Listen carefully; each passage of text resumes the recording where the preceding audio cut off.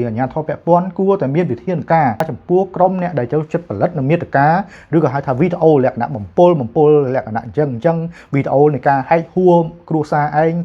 pe luôn anh nơi mũi kia nơi kre chỉ mũi kia sọc xuống ở miền Tây nó không mình đang cố mày tai còn đặt luộc này bản tin túi ta pe khát luộc này được tiết còn ở trong ban lụ lê luôn này đách một hai thua ở đây hai tam ở đây ở pôn hai tam ở pôn hai kia chết bên mình đang cùng hỏi việc qual pi ở rom này ca cất rồi bọc côn rồi bọc phụ vía thì phụ thọc tiếp mùi chấm nón nằng ngày ní dương khơi miền ca với nhây tràn để tuồng từ nâng bị mùi để lực lang pi nè sầm đáy nửa tiết để chia đà rá hỏi quạt lực lang thá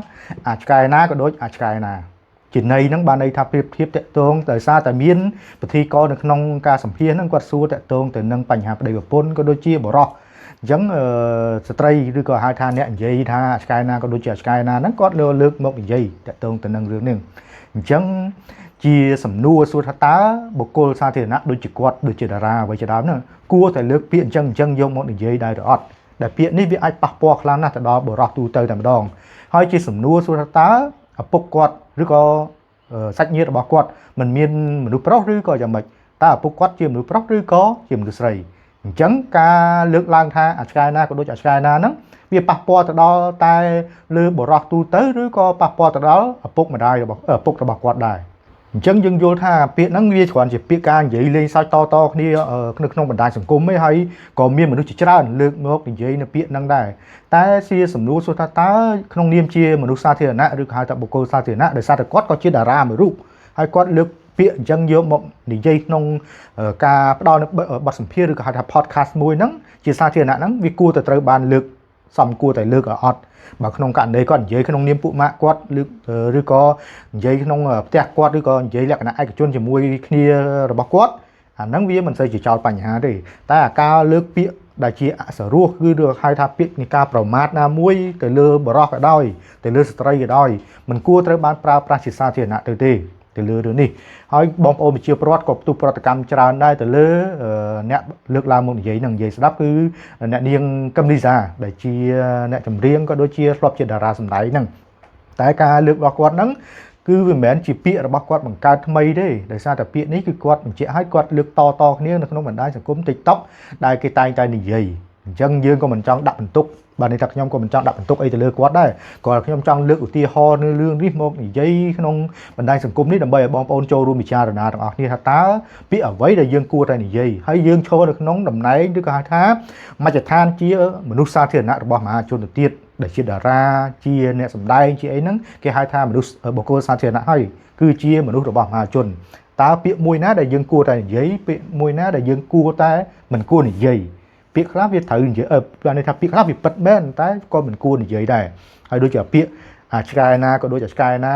ប្រុសណាក៏អាចបានន័យថាប្រុសណាប្រុសទាំងអស់លើលោកឆ្កែណាក៏ដូចឆ្កែណាហ្នឹងគឺវាអសរោះខ្លាំងណាស់ហើយវាស្ដាប់ទៅអាគាត់ស្ដាប់ហើយអ្នកនិយាយហ្នឹងក៏គាត់មានឪពុកជាបរិសុទ្ធទៀតអញ្ចឹងរឿងទាំងនេះគឺយើងមិនវែកញែកឆ្ងាយច្រើនទេតកតងទៅនឹងរឿងហ្នឹងគ្រាន់តែចង់លើកឡើងអំពីការផ្ទុះការចាប់អារម្មណ៍របស់បងប្អូនប្រជាពលរដ្ឋដោយសារតែប្រហែលថ្ងៃនេះយើងឃើញថានៅក្នុងបណ្ដាញសង្គមមានការចេញមកជាបណ្ដាហើយតកតងទៅនឹងការលើកនៅពាក្យរបស់ក្រុមបុគ្គលមួយចំនួនដែលតែងតែយកការសម្ភាសន៍ឬក៏ហៅថាកម្មវិធីមួយចំនួនដើម្បីទាញយកការចាប់អារម្មណ៍ពីសំណាក់មហាជនដូចថ្មីនេះលោកងួនសុបិនដែលជាយើងដឹងថាជាអ្នកនិពន្ធមួយរូបក៏ដូចជាអ្នកសម្ដែងកំ pl មួយរូបក៏ទើបតែត្រូវបានមហាជនជេរឡើងផ្អើលបណ្ដាញសង្គមទៅទៀតតាក់ទងទៅនឹងការឲ្យមិនគ្រប់គ្រាន់ចំពោះប្តីអ្វីជាដើមនៃរបស់គាត់នៅក្នុងរបស់លោកងួនសុបិនដែលបាននិយាយហ្នឹងគាត់មិនមែនបដោតទៅលើរឿងបញ្ហាផ្លូវភេទទេគាត់និយាយថាមិនឲ្យគ្រប់គ្រាន់តាក់ទងទៅនឹងបញ្ហាផ្លូវចិត្តបញ្ហាសុខភាពផ្លូវកាយផ្លូវចិត្តអ្វីជាដើមតែការនិយាយរបស់គាត់ហ្នឹងគឺវាប៉ះពាល់ទៅលើបញ្ហាផ្លូវភេទជាខ្លាំងតែម្ដងហើយគាត់ក៏និយាយថាពេលដែលគាត់និយាយទៅច្បាស់ជាមាននារីចូលមកជេរគាត់ច្រើនតែថ្មីនេះមិនមែនឃើញតែនារីទេតែបានចូលមកជេរលោកងួនសុបិនដែលជាអ្នកកំ pl ហ្នឹងគឺទាំងបរោះក៏ដោយទាំងនារីក៏ដោយចូលមកជេរខ្លាំងមែនតើដោយសារតែការលើកឡើងរបស់គាត់ហ្នឹងវាហាក់ជាការទះនៅអារម្មណ៍របស់បងប្អូនជាពលរដ្ឋឬក៏ហៅថាកន្ត្រាក់នៅអារម្មណ៍របស់បងប្អូនជាពលរដ្ឋមែនតើទៅលើពាក្យនេះដោយសារតែគេគិតថាជាការនិយាយផ្ដោតទៅលើផ្លូវភេទចំពោះប្តីនិងប្រពន្ធអំពីការមិនឲ្យគ្នាគ្រប់គ្រាន់អ្វីជាដើមអញ្ចឹងហ្នឹងរឿងមួយរបស់លោកងួនសុបិនដែលនិយាយថាឲ្យមិនគ្រប់គ្រាន់ចំពោះប្តីអ្វីជាដើមឥឡូវនៅថ្ងៃនេះគឺមានការផ្ទុះការចាប់អារម្មណ៍មួយទៀតចំពោះអ្នកនាងកឹមលីសា ដែលជាអ្នកចម្រៀងនិងអ្នកសម្ដែងហ្នឹងអំពីការលើកឡើងថាមនុស្សប្រុសវាខូចដូចតែគ្នាឆ្កែណាក៏ដូចតែឆ្កែណាអញ្ចឹងក៏កំពុងតែផ្ទុះការចាប់អារម្មណ៍មួយវគ្គទៀតបន្ទាប់ពីលោកងួនសបិនអញ្ចឹងយើងឃើញថាប្រហែលថ្ងៃនេះថ្មីនេះបងអូនស្រីម្នាក់ដែលឈ្មោះស្រីលីនតារា TikTok ហ្នឹងដែលលើកឡើងតាក់ទងទៅនឹងប្រាក់ខែ500មិនអាចយកប្រពន្ធយកប្តីបានហ្នឹងយកប្រពន្ធបានហ្នឹងក៏ផ្ទុះមួយទៀតហើយពាក្យសម្ដីទាំងអស់ហ្នឹងគឺចេញតែពីកម្មវិធីមួយដែលបានឧបត្ថម្ភដោយស្រាបៀរមួយទៅទៀតហើយខ្ញុំឃើញសង្កេតឃើញថាក្រុមនៃផលិតករនៃការផលិតនៃកម្មវិធីហ្នឹងគឺចូលចិត្តណាស់យកអ្វីដែលជាការ content ឬក៏ហៅថា podcast នៃការទាញអារម្មណ៍ឈួលរបស់មហាជនឬក៏យើងនិយាយស្រួលស្បាប់ថាជាការដឹងថាហ្នឹងតែនិយាយទៅគឺជេរគេបចោលគេរិះគន់ខ្លាំងហើយតែពួកគាត់ចូលចិត្តចង់យកអាហ្នឹងដើម្បីទាញយកទីផ្សាររបស់ពួកគាត់និយាយស្រួលស្ដាប់អ្នកបង្កើតមេតិកាថោកទាបមួយចំនួនហ្នឹងចូលចិត្តណាស់យកអ្វីដែលគេស្អប់គេបចោលគេជេរគេរិះគន់ហ្នឹងយកមកធ្វើឲ្យដើម្បីឲ្យគេប្រតិកម្មខ្លាំងទៅវាផ្ទុះទីផ្សាររបស់គាត់នោះអញ្ចឹងអានេះគឺជាអ្វីដែលក្រុមទាំងអស់នោះតែងតែយកមកធ្វើនៅក្នុងគេហៅថា podcast តែបើយើងនិយាយសាមញ្ញឬក៏ហៅថានៃបច្ចេកទេសទៅ podcast គេមិនមែនចេញមកលក្ខណៈថោកទាបអញ្ចឹងទេជា podcast ចេញមកលក្ខណៈអប់រំលក្ខណៈផ្ដល់ចំណេះដឹងឬក៏លក្ខណៈអ្វីមួយតែ podcast បច្ចុប្បន្នរបស់ក្រុមបុគ្គលថោកទាបមួយចំនួនខ្ញុំមិននិយាយតាក់ទងទៅនឹងករណីអ្នកនាងកឹមលីសានេះលោកងួនសបិនឬក៏ content creator ដទៃទៀតទេខ្ញុំនិយាយតែចំពោះបុគ្គលដែលចូលចិត្តយក podcast លក្ខណៈថោកទាបអញ្ចឹងយកមកផ្សព្វផ្សាយនៅក្នុងបណ្ដាញសង្គមធ្វើឲ្យប៉ះពាល់ដល់អារម្មណ៍មហាជនដើម្បីឲ្យមហាជនជះឥទ្ធិពលនៃអារម្មណ៍នៃការខឹងសម្បារហ្នឹងទៅលើ podcast ហ្នឹងដើម្បីឲ្យ podcast ឬក៏បណ្ដាញសង្គមរបស់ពួក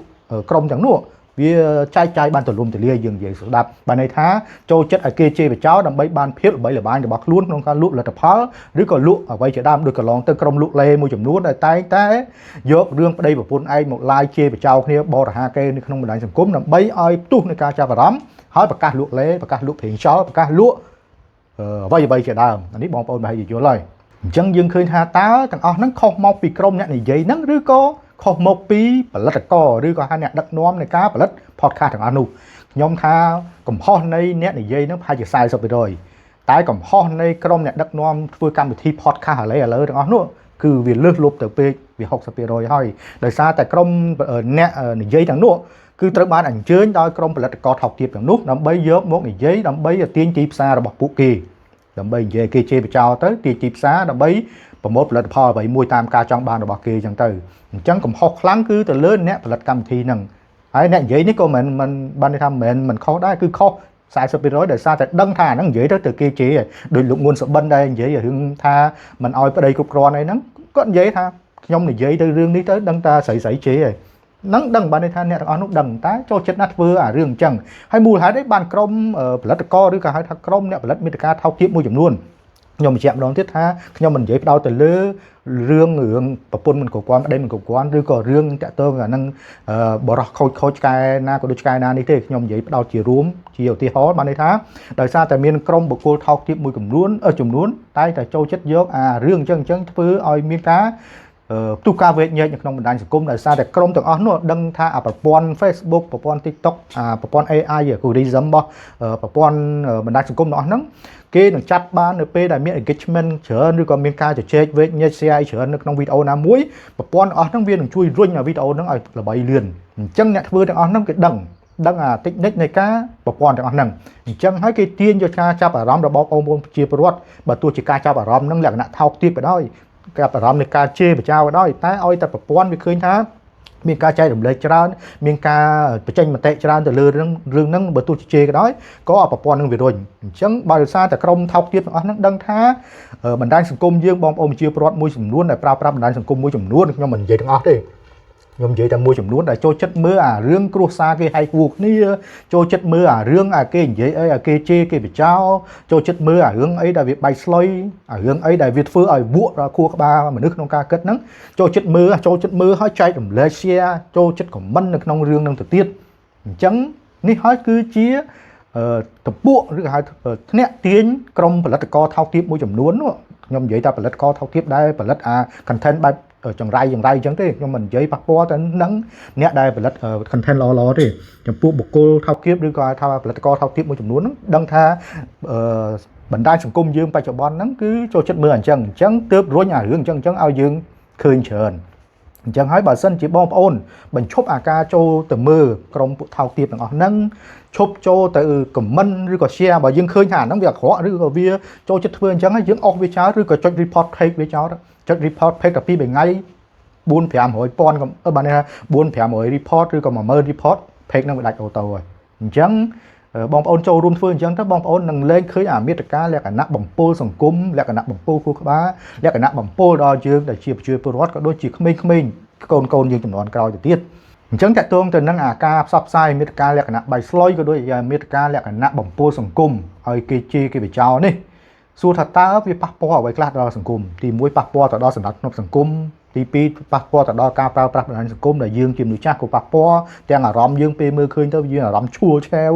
ក៏ដូចជាប៉ះពាល់ខ្លាំងជាងគេហ្នឹងគឺទៅដល់កុមារដែលជាក្មេងៗទំពាំងស្នងរស័យយើងទៅអនាគតតែម្ដងដោយសារតែបច្ចុប្បន្នយើងដឹងហើយនៅកម្ពុជាយើងមិនទាន់មានច្បាប់តាក់ទងទៅនឹងការហាម5ក្មេងមិនឲ្យប្រើប្រាស់បណ្ដាញសង្គមទេហើយច្បាប់ហ្នឹងខ្ញុំក៏ធ្លាប់លើកឡើងដែរគឺឃើញថាបងប្អូនប្រជាពលរដ្ឋមានការគាំទ្រច្រើនឲ្យមានការបង្កើតច្បាប់នៃការការពារក្មេងៗមិនឲ្យប្រើប្រាស់បណ្ដាញសង្គមអញ្ចឹងយើងដឹងថាក្មេងៗបច្ចុប្បន្នវាប្រើប្រាស់បណ្ដាញសង្គមច្រើនមានទាំង Facebook មានទាំង TikTok ក៏ដូចជា Instagram ឯជាដើម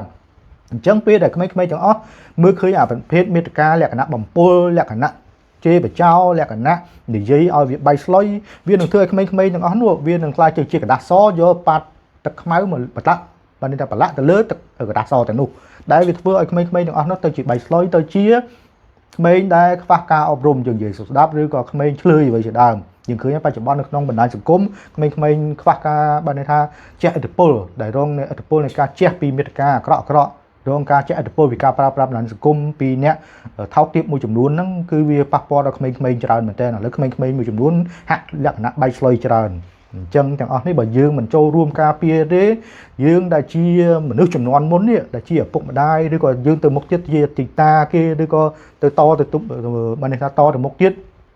យើងនឹងបន្សល់ទុកនៅវប្បធម៌អាក្រក់តាមរយៈនៃការប្រើប្រាស់បណ្ដាញសង្គមដែលមានក្រុមបំពុលថោកទាបទាំងអស់នោះដែលគ្រាន់តែចង់បាននៃការ like ចង់បាននៃការ share ដើម្បីចំណេញនៅការលក់ផលិតផលរបស់ខ្លួនឬក៏ហៅថាការល្បីរបស់ខ្លួនដើម្បីទាញយកប្រយោជន៍ណាមួយនៅក្នុងគោលបំណងផ្សេងតែប្រើប្រាស់បណ្ដាញសង្គមហ្នឹងមកបង្វក់ក្មេងៗបង្វក់ទាំងយើងអ្នកប្រើប្រាស់បណ្ដាញសង្គមនេះឲ្យវាវល់វក់នៅក្នុងសង្គមដែរគឺតែការហែកហួរគ្នាហើយយើងឃើញហើយកន្លងទៅថ្នាក់នាំក៏ធ្លាប់បានស្រែកច្រើនដែរទៅលើបញ្ហានៃការបំពុលសង្គមពីបុគ្គលថោកទាបមួយចំនួនហ្នឹងហើយថ្មីនេះសម្ដេចតេជោហ៊ុនសែនក៏បានលើកឡើងในការឲ្យក្រសួងស្ថាប័នពាក់ព័ន្ធមានវិធានការចំពោះការជេរបញ្ចោលឬក៏ហៅថាក្រុមបំពុលសង្គមហ្នឹងជាលក្ខណៈធ្វើឲ្យវល់នៅក្នុងសង្គមទៅទៀតអញ្ចឹងស្នើឲ្យអាជ្ញាធរពាក់ព័ន្ធគួរតែមានវិធានការបើន័យថាចាត់វិធានការចំពោះក្រុមអ្នកដែលចូលចិត្តផលិតនៅមាតិកាឬក៏ហៅថាវីដេអូលក្ខណៈបំពុលលក្ខណៈអញ្ចឹងវីដេអូនៃការហែកហួរគ្រួសារឯងអាពេលខ្លួនឯងនៅមួយគ្នានៅលើក្រែបានលើក្រែជាមួយគ្នាសុកស្រួលអត់មានផ្អើលនៅក្នុងបណ្ដាញសង្គមទេតែគ្រាន់តែឆ្លោះគ្នាបន្តិចបន្តួចតែពេលខ្លះអត់ឆ្លោះគ្នាទៅទៀតគ្រាន់តែចង់បានលក់លេខ្លួនឯងឲ្យដាច់មកហែកហួរអាប្តីហែកតាមប្តីអាប្រពន្ធហែកតាមប្រពន្ធហែកគ្នាឆេះពេញបណ្ដាញសង្គមហើយវាអត់ខ្វល់ពីអារម្មណ៍នៃការគិតរបស់កូនរបស់ពួកវាទេពួកថោកទាបមួយចំនួនហ្នឹងការនិយាយរបស់ខ្ញុំមិនមែនជាការជេរទេគ្រាន់តែខ្ញុំនិយាយឲ្យវាឈឺបន្តិចខ្ញុំមិនមែនជាការជេរការបចោលដូចជាពួកថោកទាបមួយចំនួនទេតែខ្ញុំគ្រាន់តែនិយាយឲ្យពួកបុគ្គលថោកទាបមួយចំនួនហ្នឹងមានការយល់បន្តិចពេលខ្លះអាខ្លួនឯងសុកស្រួលមិនផ្អើលទេតែអាពេលខ្លួនឯងឆ្លោះគ្នាបន្តិចបន្តួចហ្នឹងផ្អើលអស់ឲ្យបណ្ដាញសង្គមផ្ទុះអស់ឲ្យប្រតិពីនៅក្នុងសង្គម Facebook នៅក្នុង TikTok ហ្នឹងជាពិសេសនៅក្នុង Facebook តែម្ដងអញ្ចឹងទាំងអស់ហ្នឹងតើយើង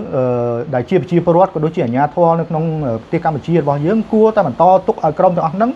មកបង្វក់ឬក៏ហៅថាក្លុកក្បាលម៉ាស៊ីននៃការប្រើប្រាស់បណ្ដាញសង្គមឬក៏ហៅថាសង្គមរបស់កម្ពុជាយើងដល់កម្រិតណាទៀតឬក៏យ៉ាងម៉េចតើយើងគួរតែមានវិធានការក្នុងនាមជាប្រជាពលរដ្ឋយើងគួរតែមានវិធានការក្នុងនាមការឈប់មើលពួកទាំងអស់ហ្នឹងចូល report ក៏ដូចជាឈប់បញ្ចេញមតិទៅលើក្រុមបំពុលសង្គមទាំងអស់ហ្នឹងហើយក្នុងនាមអាជ្ញាធរក៏គួរតែចាត់វិធានការផ្លូវច្បាប់ណាមួយចំពោះអ្នកដែលបន្តបង្កើតនៅវីដេអូឬហៅថាមាតិកាឬក៏និយាយគេបច្ចេកទេសគេថា podcast លក្ខណៈឥឡូវហ្នឹងបន្តទៀតឬក៏យ៉ាងម៉េចយើងត្រូវមានការចូលរួមទាំងអស់គ្នាទាំងពលរដ្ឋទាំងអាជ្ញាធរ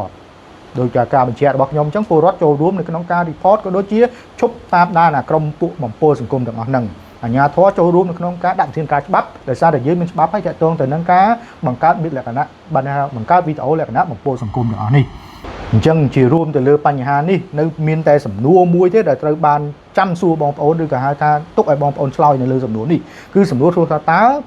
ក្នុងនាមយើងដែលជាប្រជាពលរដ្ឋនេះនៅតែបន្តឲ្យក្រុមបុគ្គលផលិតវីដេអូថោកទាបទាំងអស់នោះនៅតែបង្វក់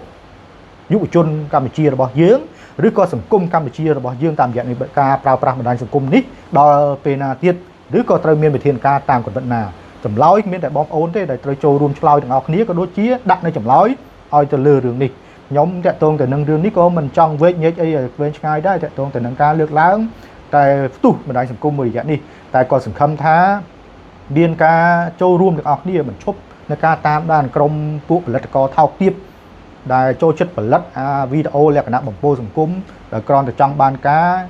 ជាងការចាប់អារម្មណ៍ពីមហាជនការផលិតវីដេអូហ្នឹងអត់ពិបាកក្នុងការផលិតទេសូម្បីតែខ្ញុំផលិតឲ្យតែចង់តាក់ទាញគឺខ្ញុំធ្វើអាឡប់ធ្វើឈួតចឹងមួយចំនួនក៏គេចាប់អារម្មណ៍មើលដែរតែសួរថាតម្លៃនៃមនុស្សម្នាក់សួរថាតម្លៃនៃវីដេអូរបស់យើងហ្នឹងវាត្រូវចប់ដល់កម្រិតណាឬក៏ហៅថាត្រូវចប់ត្រឹមតែការអាឡេអាលើរបស់យើងឬក៏យើងចង់ផ្ដល់ជាវីដេអូដូចខាងខ្ញុំផលិតជាព័ត៌មានអញ្ចឹងចង់ផ្ដល់ជាការចេះដឹងចង់ផ្ដល់ជាព័ត៌មានអ្វីដែលជាប្រយោជន៍ដល់សង្គមឬក៏យើងគ្រាន់តែចង់ផ្សារព្រោះនៅអំពើពាលាអាវ៉ាសែឬក៏